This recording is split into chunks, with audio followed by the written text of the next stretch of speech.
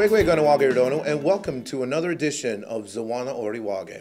We'll be bringing you up to date on all that's happening in and around our community. In recent headlines, the 2010 torch relay came through the community despite the controversy leading up to the relay. Thomasina Phillips reports.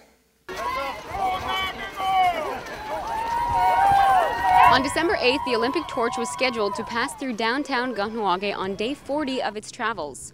After a weekend of negotiations between the Vancouver Organizing Committee for the 2010 Games and the 4 host First Nations as well as the 207 Longhouse. Discussions focused on the RCMP's presence in the community after the Longhouse released a statement saying it intended to prohibit the RCMP from entering the community, as they viewed their presence as an unwarranted concession on our sovereign jurisdiction. While they were opposed to the RCMP Honor Guard entering town, they did say they would not prevent or interfere with the torch's passage through the community. We absolutely guarantee that the people from our Longhouse would not be involved in any way to disrupt the flame. We're not interested. All we're interested in is not allowing the RCMP in.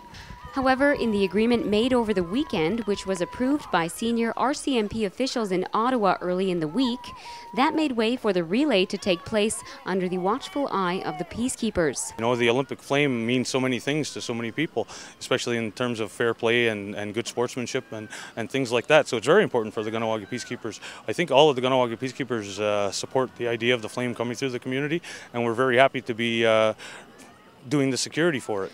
But not everyone supported the torch passing through Kahnawake or the Vancouver 2010 Olympic Games themselves. There's police and military operation plans that are targeting our people. We need all the support we can get. We came here to be peaceful. We're just trying to create awareness that the BC natives stood on the front lines in 1990 when we were in a crisis. And they came to Kahnawake here, so I think it's only fair that we stand and support them with their land issue. The Mohawk Council of Kahnawake offered its full and unanimous support for the relay, which was coordinated by Team Mohawk Spirit.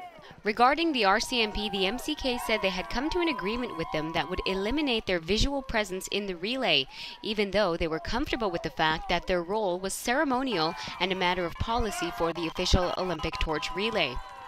I think looking at the children's faces today, it was more important for this thing to happen than for it not to happen. And I hope again that the issues that remain, not only here in Kahnawake but across Canada, like tuberculosis, like not having clean drinking water, do get addressed somewhere in the national media. Many community members were of the view that the event was made too political. This would be a really good time for us to, come together, to unite.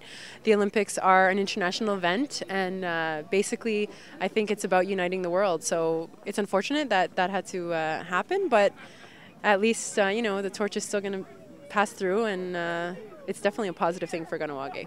Students from Cattery School, Garunya Step by Step, and members from all parts of the community turned out to watch Alwyn Morris, who in 1984 won Canada a bronze and gold medal at the Los Angeles Olympics.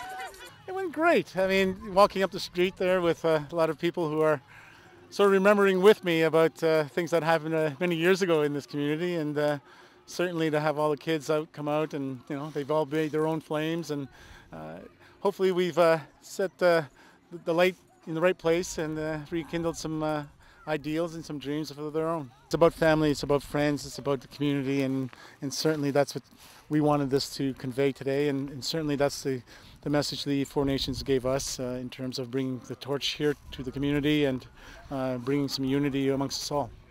Kahnawake Ronu Stuart Mayo Jr. was arrested as the procession passed for possible intentions of obstructing the path of the relay. However, to clarify, he was taken into custody for outstanding fines, according to peacekeeper Jody Daibo. Mr. Mayo is not facing any charges related to the Olympic torch relay. At the end of the day, it seemed like everyone got what they wanted. The torch passed through Kahnawake, our jurisdiction was maintained, and even those that were opposed to the event made their message clear. But one disappointing compromise in the negotiations was that the stop in Kahnawake would not be an official Olympic event. The Olympic caravan, along with the parade of cars that usually follow, bypassed Kahnawake by Highway 30. That was disappointing. That's not what we wanted. You know, we wanted it to be like any other torch event. However, on the positive side, though, it was a unique event. It was the flame was entourage was all native from the four nations, and plus the attendance for the flame. It was protected by the peacekeepers, and there was Mohawks cheering. Alwyn on. Alwyn was the only carrier, a Mohawk and a medalist, and they had a fine ceremony, and things went very well. And I think the community should be proud of how that took place. I mean, it's unique. It's certainly Mohawk, and without any interference from the outside. I'm Thomasina Phillips for Zawana Aorihwa.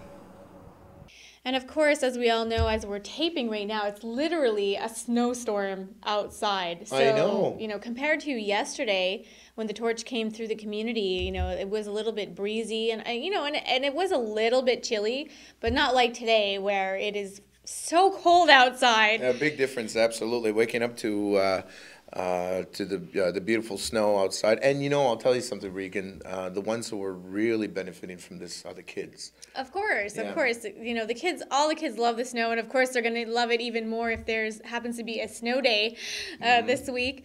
But I am the opposite. I'm like the type of person that, likes the sun, the warmth. I'm not a winter person. Okay. I don't enjoy winter.